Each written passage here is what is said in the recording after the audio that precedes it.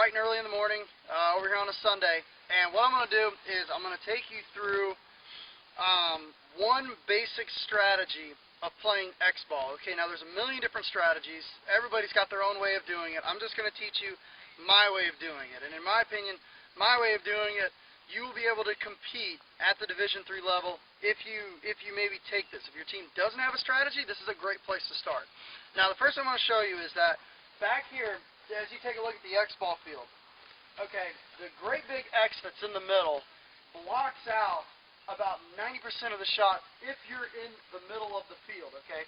XBall was designed as a spectator sport, meaning that the X in the middle is designed to push players out to the tape. This is why if you're kind of in the middle areas here, you don't really have any shots cross field because the X is blocking it out.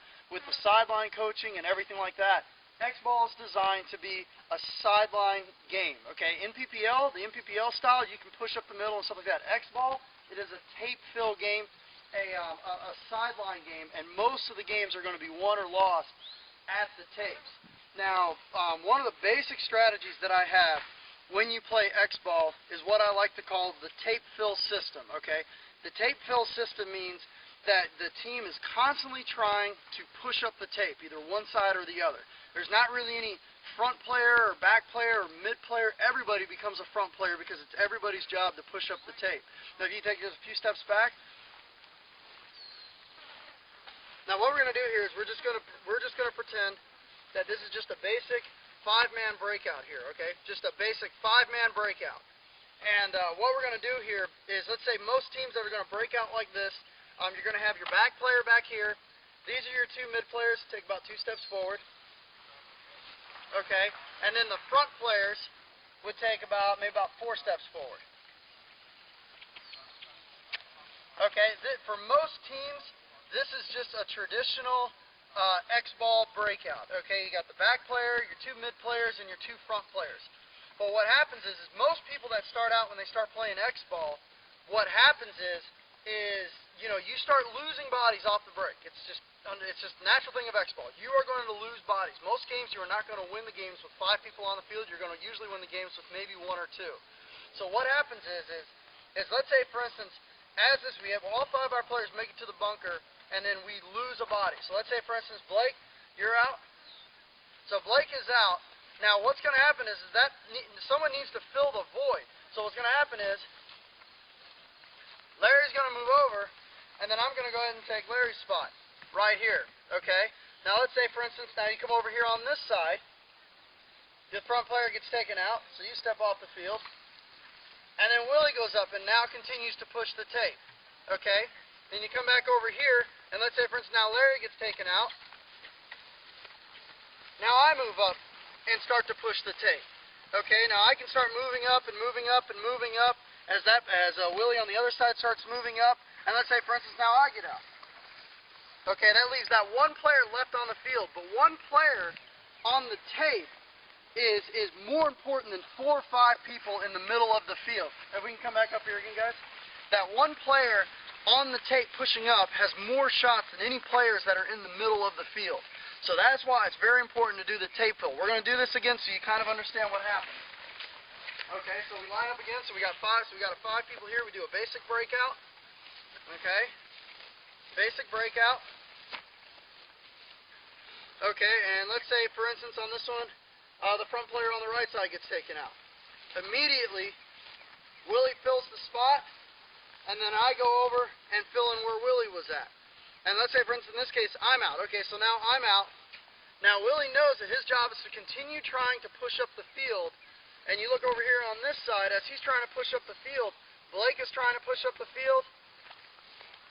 Larry's trying to push up the field, and that way you're constantly filling the tape, constantly pushing up the tapes instead of sitting in the middle of the field. By getting to the tape, you're going to be able to, as you look over here on the XBall field, you're going to be able to shoot around the X and get those angle shots that you need to get. If you're sitting over here in this little compartment here, the very back of the field, these little bunkers that are kind of on the inside here, you can't shoot across the field and take anybody out. But if you're up at the 40 on the tape, you can look and shoot the whole left side or the right-hand side of the field. All right. Okay, now we showed you how to do it out there on the open field. Okay, now XBall generally it is set up almost exactly the same regardless of where you go. Okay, you got a big X in the middle, Doritos on one side, and the snake on the other side. Okay. So how they position the bunkers or how we do this breakout is kind of irrelevant. It's the same setup. They just kind of move the bunkers around, but for the most part, it's pretty much the same setup. You got Dorito on one side, snake on the other, X in the middle. Now what we're going to do is a basic 5-man breakout, but what we're going to do is we're going to add some bunkers in it so you can see how we do the tape fill. Now what we're going to do is, let's say the game starts, 3, 2, 1, go. Okay. And the players break out to their bunkers. Okay, so what we'll do is we'll go over here and take a look at the Doritos side. Okay, now let's just pretend that I'm still back there in back center. Okay, now if over here, where Mac is at, and then that's Blake that's right there, if I'm over here in back center, and then Mac gets taken out off the break, what I have to do is as a back center player, the minute that I see Mac taken out off the break, I have to go and fill his spot.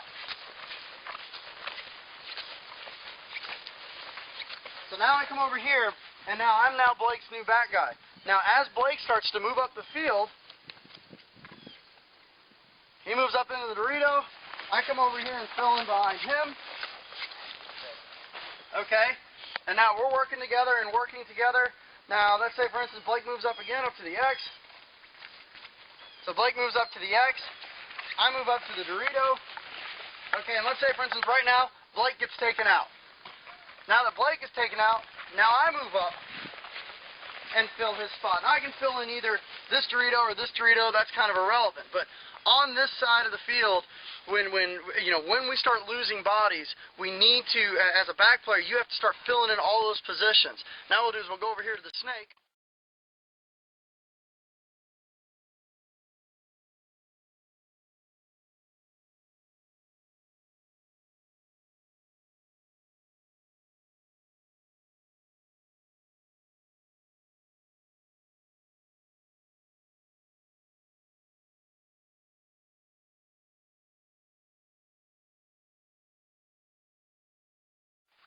Larry and Will hiding in the snake. Okay.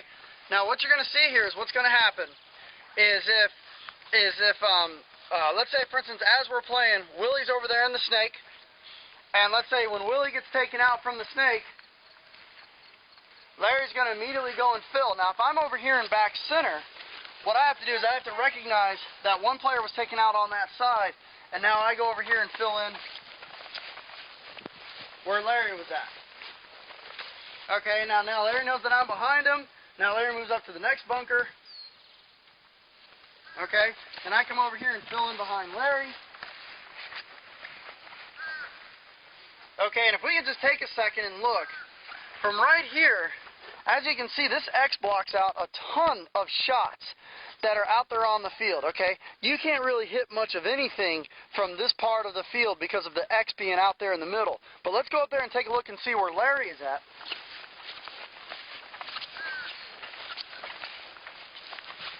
You can see, once you get to about right here, and if we even back up a little bit, once you get to about right here, you can really start to see how the field starts opening up. You can start seeing around the bunkers. You can picture hitting people in the packs from right here. Let's move up over here to S2.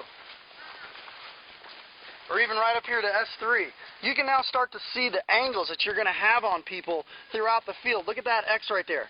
Shoot anybody that's on that side of the X. Look at the can. Shoot anybody on that side of the can. Even the Dorito back there. Very easy shots. This is why when you play XBall, you have to move up the field on the tapes. There are no shots in the middle of the field. The only shots are over here, up here at about the 30 and the 40-yard line. So it's so important to continue to keep pushing up the field on either the Dorito side or the snake side, because once you get to here, this is where you can start taking out 2 to 3 people at a time. So that is how tape fill works. So